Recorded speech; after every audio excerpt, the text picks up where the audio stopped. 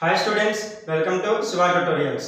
ఈరోజు మనం డిస్కస్ చేసే టాపిక్ ఏంటంటే data types in JavaScript. So Java స్క్రిప్ట్లో మనకి ఎన్ని రకాల డేటా టైప్స్ ఉన్నాయి, అసలు డేటా టైప్ అంటే ఏంటి అనేది ఈరోజు క్లాస్లో డిస్కస్ చేసుకున్నాం.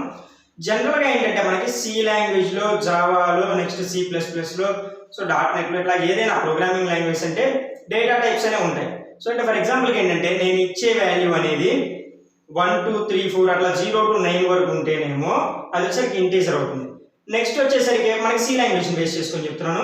పాయింట్స్ లో ఉంటే అది ఫ్లోట్ అవుతుంది. ఒక సింగిల్ క్యారెక్టర్ పెడితే అది ఏమవుతుంది, మనకి క్యారెక్టర్ అవుతుంది.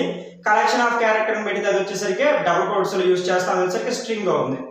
నెక్స్ట్ అదే విధంగా ఏంటంటే బూలియన్ అనే దాన్ని కూడా యూజ్ చేసుకుంటాం, ట్రూ ఆర్ ఫాల్స్ అని. వైడ్ అనేదాన్ని వైడ్ మీన్స్ నల్ అని చెప్పేసి యూజ్ చేస్తా ఉంటాం. సో ఇట్లాగా మనం సి లాంగ్వేజ్ లో జావాలో యూజ్ చేస్తాం. సో అదే ఇక్కడ మనం ఏంటంటే జావా స్క్రిప్ట్ లో ఎలా యూజ్ చేస్తాము అనేది ఇక్కడ చూడండి.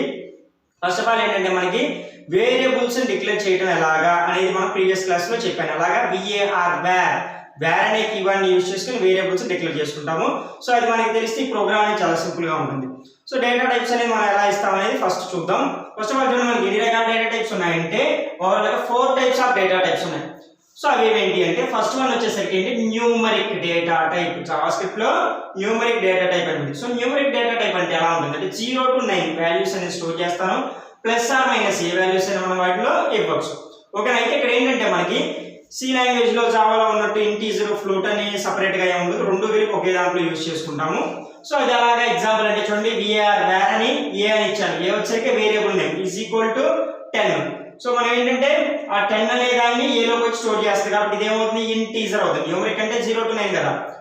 Next b is equal to 10.5. 10.5 ఇచ్చాను కాబట్టి అది ఏమవుతుంది, ఫ్లోటింగ్ పాయింట్ అవుతుంది. అదేవిధంగా ఎక్స్పోనెన్షియల్ ఈతో కూడా మనం మెన్షన్ చేసుకొని రాసుకోవచ్చు. ఇది న్యూమరిక్ డేటా టైప్ అయింది. నెక్స్ట్ అదేవిధంగా స్ట్రింగ్ డేటా టైప్ అనేది ఎలా ఉంటుంది జావా స్క్రిప్ట్ లో అంటే ఏంటంటే కలెక్షన్ ఆఫ్ క్యారెక్టర్స్ రాస్తే అది స్ట్రింగ్ అవుతుంది. సో అది ఎలాగా చూడండి, ఇక్కడ ఈ డబుల్ కోట్స్ మధ్యలో రాసుకోవాలి, అలా రాస్తే అది స్ట్రింగ్ అవుతుంది. ఎగ్జాంపుల్ మనం 1 2 3 4 అని కూడా డబుల్ కోట్స్ మధ్యలో రాసుకోవచ్చు. సో ఇప్పుడు అది ఎలా ఉందో చూడండి, where a is equal to hello. Hello అనేది నేను ఎక్కడ రాశాను, డబుల్ కోట్స్ మధ్యలో రాశాను. ఇంతకు ముందు కీ పాయింట్స్ చెప్పినట్టుగా సెమీకోలన్ తో ఎండ్ చేశాను. నెక్స్ట్ అదేవిధంగా where b is equal to double quotes లో శివ అని రాశాను, సెమీకోలన్ తో ఎండ్ చేశాను. సో ఇప్పుడు డబుల్ కోట్స్ లో ఏది రాస్తే అది మనకి వేరియబుల్ అవుతుంది. అదే విధంగా ఇది వచ్చేసరికి ఏంటి, ఇది ఏం వేరియబుల్ అవుతుంది, యాక్చువల్ గా ఏం డేటా టైప్ అనేది రాసాము, దీనికి collection of characters double quotes లో రాసేటప్పుడు ఇది స్ట్రింగ్ డేటా టైప్ అయింది. ఓకేనా. ఈ b లోకి స్ట్రింగ్ అనేది వెళ్ళిపోయింది.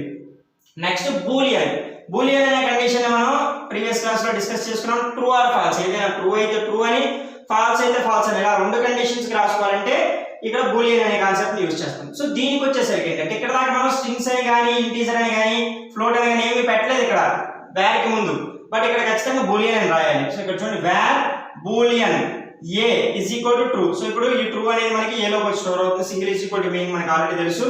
సో ఇప్పుడు బూలియన్ అంటే ఏంటి, ట్రూ ఆర్ ఫాల్స్, ఏదో ఒక కండిషన్ మాత్రం ఇక్కడ తీసుకొని సాటిస్ఫై అవుతుంది.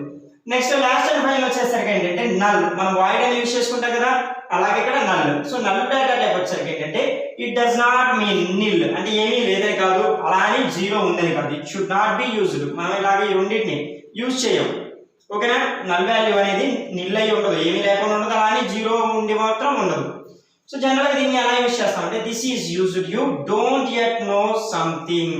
మనకి ఏమీ తెలియనప్పుడు అలాంటి సిచ్యువేషన్ లో మనం ఈ నల్ అనే వాల్యూని యూజ్ చేసుకుంటూ ఉంటాం. సో ఓవరాల్ గా మనకి 4 టైప్స్ ఆఫ్ డేటా టైప్స్ ఉన్నాయి, న్యూమరిక్, స్ట్రింగ్స్, బూలియన్, నల్. ఓకేనా. ఇప్పుడు వీటిని యూజ్ చేసుకుని, ఈ డేటా టైప్ ని యూజ్ చేసుకుని ప్రోగ్రామ్ అనేది ఒకటి రాస్తున్నాను. సో ఇది కంప్లీట్ ప్రోగ్రామ్ అవుతుంది. సో దీని గురించి క్లియర్ గా చూడండి. మనం ఏంటంటే HTML తో స్టార్ట్ చేసుకోండి. సో HTML తో స్టార్ట్ చేద్దాం. ఇక్కడ HTML తో స్టార్ట్ చేశాను. సో ఇక్కడ హెడ్ అనేది ఇక్కడ రాకుండా, సో చూడండి HTML టైటిల్ వచ్చరికి డేటా టైప్. నెక్స్ట్ వచ్చరికి ఇక్కడ హెడ్ యూజ్ చేద్దాం. సో చూడండి ఇక్కడ హెడ్ అనేది రాశాను. సో హెడ్ లైన్ రాస్తున్నా అంటే script language is equal to Java script అని రాశాను. సో ఇది కూడా మనకి ఆల్రెడీ తెలుసు, జావా స్క్రిప్ట్ లో స్క్రిప్ట్ లాంగ్వేజ్ అనే కోడ్ని రాసుకోవాలి. నెక్స్ట్ హెడ్ లోనే రాశాను. ఇక్కడ తర్వాత ఏం చేస్తాను అంటే ఫర్ ఎగ్జాంపుల్ కి wear employee number is equal to 1 2 3 4 అని రాశాను. ఓకే, ఇది డబుల్ కోట్స్ లో రాలేదు కాబట్టి ఇది ఏమవుతుంది, ఇంటీజర్ టైప్ అవుతుంది. అదేవిధంగా wear employee number is equal to Shiva అని రాశాను. నెక్స్ట్ అదే విధంగా ఇక్కడ ఏం చేస్తానంటే వేర్ సాలరీ ఈజ్ ఈక్వల్ 10.5 అని రాశాను. సో ఇప్పుడు ఏం జరుగుతుంది, ఈ 10.5 ఇచ్చాను కాబట్టి ఇది ఏమవుతుంది, ఫ్లోటింగ్ పాయింట్ అవుతుంది, అయినా సరే న్యూమరికే. నెక్స్ట్ ఇక్కడ డబుల్ కోట్స్ లో శివ అని రాశాను, డబుల్ కోట్స్ లో రాసిన ఏదైనా స్ట్రింగ్ అవుతుంది, స్ట్రింగ్ అనేది దీంట్లోకి వస్తుంది.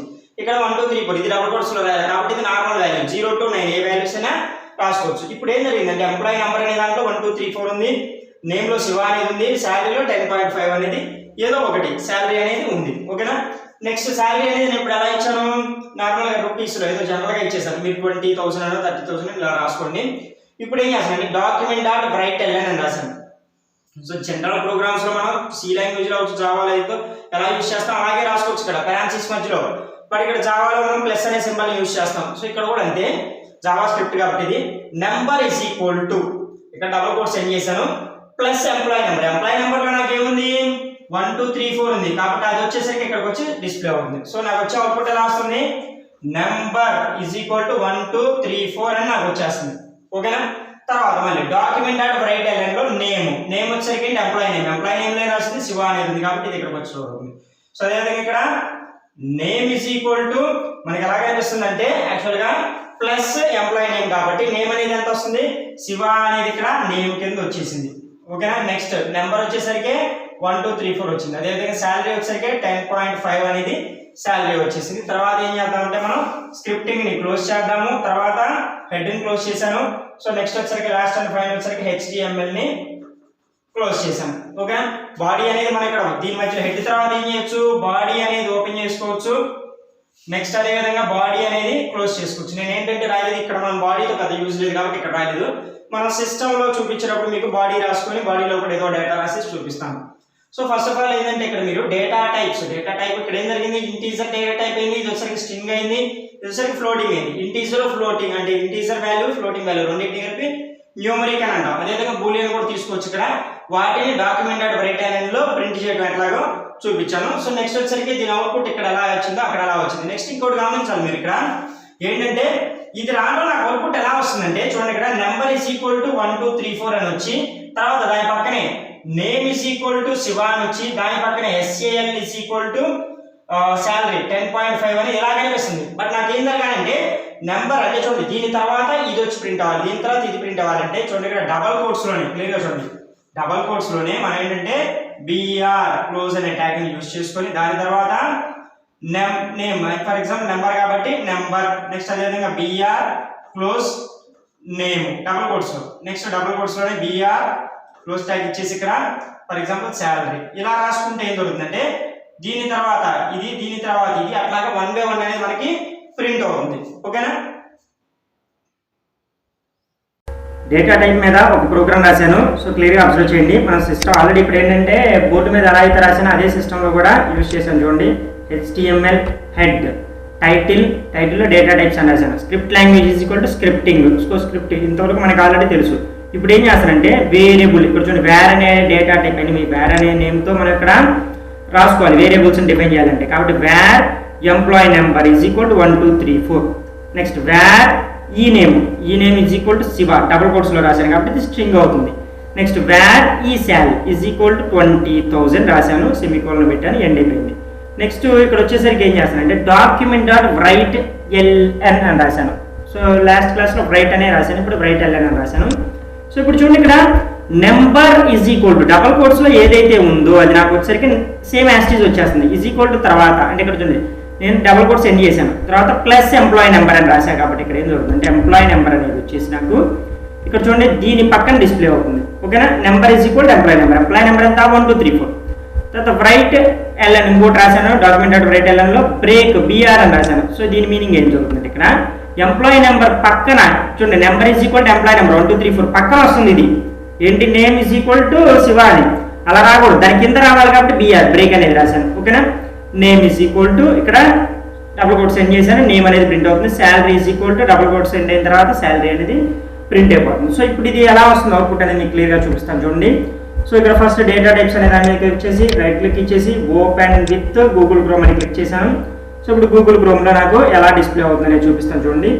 క్లియర్గా చూడండి వచ్చేసిందా అంటే నెంబర్ ఈజ్ ఈక్వల్ టు ఎంత 1 2 3 4 అని వచ్చేసింది. నేమ్ ఈజ్ ఈక్వల్ టు ఎంత ఇక్కడ శివ అని వచ్చేసింది. శాలరీ ఈజ్ ఈక్వల్ టు ఎంత 20,000 వచ్చేసింది. సో ఇట్లాగా మనకి చూడండి ఇక్కడ రాసిన కోడ్ని బేస్ చేసుకొని నాకు అవుట్పుట్ అనేది ఎలా వచ్చింది ఇక్కడ చూపిస్తున్నాను. చూసారు కదా, రైట్ ఎల్ఎన్లో మనకి ఫస్ట్ వేరియబుల్స్ అనేవి డిక్లేర్ చేశాను. సో ఇక్కడ డేటా టైప్స్ ఏమిటి, మనకి నెంబర్స్ అనేవి ఉన్నాయి. సో నెంబర్స్ అనేవి చూడండి ఇక్కడ నేనేమి డేటా టైప్ అక్కడ మెన్షన్ చేయాలి, బూలియన్ అనేది మాత్రం బూలియన్ అని రాయాలి. ఓకేనా. సో డేటా టైప్స్ అనేవి ఏం జరుగుతుంది, నెంబర్ అనేవి నెంబర్స్ అంటే ఇక్కడ మనం ఏమి ఇన్షియల్గా ఇవాళ అంతకుముందు ఏం జరిగింది, సి లాంగ్వేజ్లో ఇంట్ అని రాశాను, జావాలో ఇంట్ అని రాశాను. నెక్స్ట్ ఫ్లోట్ పాయింట్స్ అయితే ఫ్లోట్ అని రాశాను. సో బట్ ఇక్కడ ఏంటంటే అలా యూజ్ చేయకుండా డైరెక్ట్గా జస్ట్ వేర్ అని వేరియబుల్ నేమ్ అనేది రాసేస్తే ఆటోమేటిక్గా మనకి అవి డిస్ప్లే అవుతున్నాయి. సో చూసారు, వెబ్ పేజ్లో నాకు బాడీలో రాసే పని లేకుండా జావా స్క్రిప్ట్ని బేస్ చేసుకొని ఎలా రాసామనేది ఇక్కడ చూపించాను. సో ఇప్పుడు ఇంకా ఏంటంటే మనం ఫర్దర్ క్లాస్లో వేరియబుల్స్ అంటే ఏంటి, నెక్స్ట్ ఫర్దర్ ఇంక్లూడింగ్ అంటే ఏంటి, వీటన్నింటినీ డిస్కస్ చేసుకుందాం.